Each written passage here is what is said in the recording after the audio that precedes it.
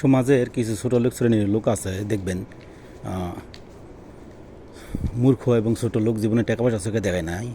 হয়তো সে হয়তো হঠাৎ এক সময় সে টাকা পয়সার মালিক হয়েছে, যে কোনোভাবে বৈধ হোক আর অবৈধভাবে হোক বা যেভাবে হোক কিছু টাকা পয়সার মালিক হয়েছে।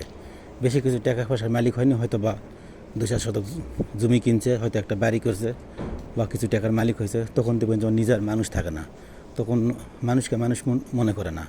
ঠিক আছে, মানুষকে মানুষ মনে করে না, নিজেকে অনেক বড় মনে করে। হ্যাঁ, এখন এই বিষয়টা যখন মানুষ ভালো চোখে দেখে না, তখন একটু 2-1 জন সমালোচনা করে। আর এই সমালোচনা করলে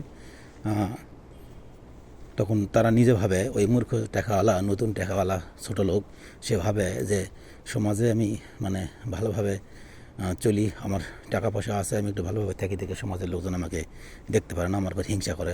কিন্তু হিংসা কী এবং সঠিক পথে চলা কী, আসলে নিজের যদি কোনো নিজের যদি নিজের যদি বিবেক থাকতো, মানে নিজের চরিত্র দেখার মতো যদি মানুষের কাছে কোনো আয়না থাকতো, তাহলে বুঝতে পারতো কার চরিত্র কেমন। নিজের খারাপই, নিজের ভুল কেউ দেখে না, অন্যের ভুল সবাই দেখতে পারে। ঠিক আছে, এই জিনিসটা কিন্তু আমাদের মধ্যে সবসময় বিদ্যমান। নিজের ভুল আমরা কেউ দেখতে পাই না, অন্যের ভুল দেখতে পারি। এই কারণেই হয়তো আমি ছোটো লোক থেকে একটু বড় লোক হয়েছি, কিন্তু মনটা আমার ছোটোই আছে। এই জিনিসটা আমি বুঝতে পারতেছি না কী করতেছি। মানুষকে মানুষ মনে করতেছি না, 2 টাকার মালিক হয়েছি, বাপকে বলছি শালা। হ্যাঁ, এইটা একটু মানুষ বলতে গেলে মানুষ বলে যে আমরা ভালো আছি, সুখে আছি, বিদায়। আমাদেরকে মানুষ, সমাজের মানুষ দেখতে পায় না, আমাদেরকে সমালোচনা করে। কিন্তু আসলে নিজের যে কোন জায়গায় ভুল, এই জিনিসটা বুঝতে পারে না। আর একটা জিনিস, যে